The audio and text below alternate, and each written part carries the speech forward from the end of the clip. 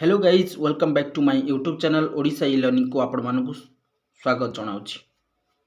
तो आपण मैंने जानते वर्तमान राज्य सरकार एवं केंद्र सरकार बा सेंट्रल गवर्नमेंट एवं स्टेट गवर्नमेंट तरफ बहुत सारा रिक्वायरमेंट आसूची एवं से रिक्वायरमेंट मध्य ये एक अन्यतम आपण मैंने जानते सीजीएल सीएचएसएल वर्तमान बाहरी सीएचएसएल रो इलिजिबल क्राइटेरिया सिलेबस एक्सट्रा जहाँ रही आज आपण मानक से विषय संपूर्ण कहबी।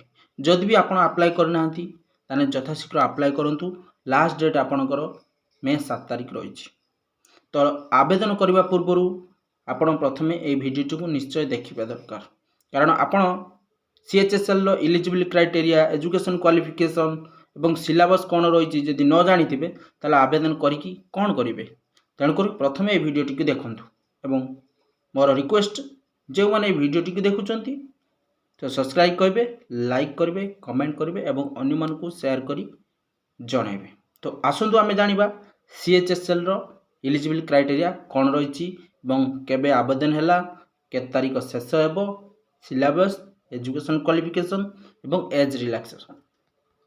तो आपण मैंने देखिपे ये हूँ ऑफिशियल नोटिस सीएचएसएल कहले आपन को कंबाइंड हायर सेकेंडरी लेवल ये हूँ आपन को बुझाए। ये हूँ से 2024 रिक्वायरमेंट आपने देखिपे। तो प्रथम करी आमे देखिबा केबे स्टार्ट है। तो ये आप लक्ष्य करूँ 8/4/2024 रु 7/5/2024 शेष तारीख आरंभ हो 8/4/2024 जोटा कि ऑलरेडी स्टार्ट हो गलानी। तो लास्ट डेट आपन रही 7/5/2024 11टा समय रे। तो ये तो थिला आपनकर स्टार्टिंग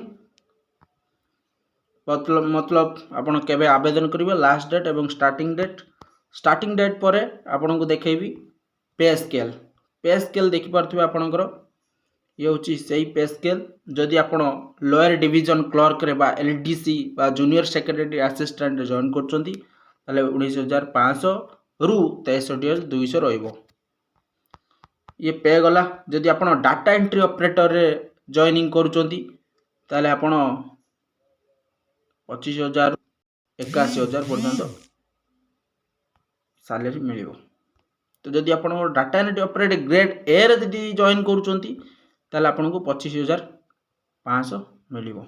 ये रही आपनकर पोस्ट वा पे स्केल। 3 प्रकार पोस्ट बाहरी तार पे स्केल मध्ये आपण मन देखले। आउ गोटे देखि पारुथबे वैकेंसी।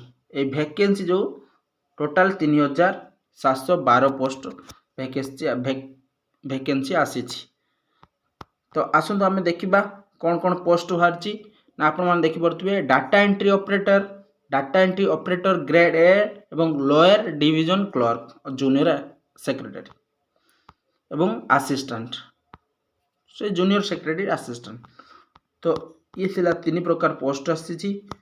जदि आपण माने एजुकेशन क्वालिफिकेशन देखिबे सॉरी आमे एज लिमिट जे देखिबे एज लिमिट देखि पारथबे 18 रु 27 वर्ष जो मानकर से माने ही आवेदन करि परिबे।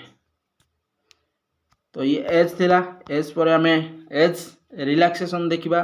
जदि आपण एससी एसटी कैटेगरी हेइतबे ताले आपण 5 वर्ष कन्सेस मिलिबो। जदि ओबीसी हेइतबे 3 वर्ष, पीडब्ल्यू हेइतले 10 वर्ष, पीडब्ल्यू ओबीसी हेइतले 13 वर्ष, एससी एसटी हेइतले 15 वर्ष पीडब्ल्यू एवं एक्स सर्विस 3 वर्ष।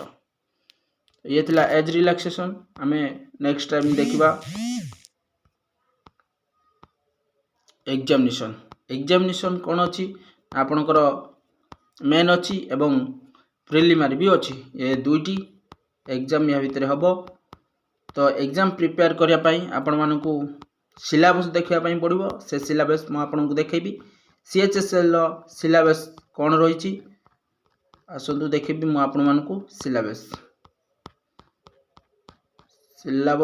आपणकर रहिबो टायर 1 रे, टायर 2 रो अलग रहिबो, टायर 1 रे रहिबो इंग्लिश लैंग्वेज देखि पारथबे इंग्लिश लैंग्वेज जनरल इंटेलिजेंस एवं quantitative aptitude basic arithmetic skill एवं जनरल अवेयरनेस এই চারটা सब्जेक्ट आपणकर रहिबो जार मार्क रहिबो आपणकर 25 रु 50 मतलब 25 टा क्वेश्चन एवं 50 मार्क प्रत्येक मार्क 2 मिनट 2 मार्क प्रत्येक क्वेश्चन लो मूल्य मार्क 2 मार्क 60 मिनिट रहिबो जदि हमें ता भितरे आमे क्लारिफाई करिया मतलब टायर 2 देखिबा टायर 2 रे से बेले मैथमेटिकल एबिलिटी रहिबो एवं रीजनिंग एंड जनरल इंटेलिजेंस रहिबो ये दुई टायर 1 रे रहिला जनरल लैंग्वेज जनरल इंटेलिजेंस एवं basic arithmetic skill general awareness एवं टायर 2 रो रहिला मॉडल 1 रो मैथमेटिकल एबिलिटी एवं मॉडल 2 रो रीजनिंग एंड जनरल इंटेलिजेंस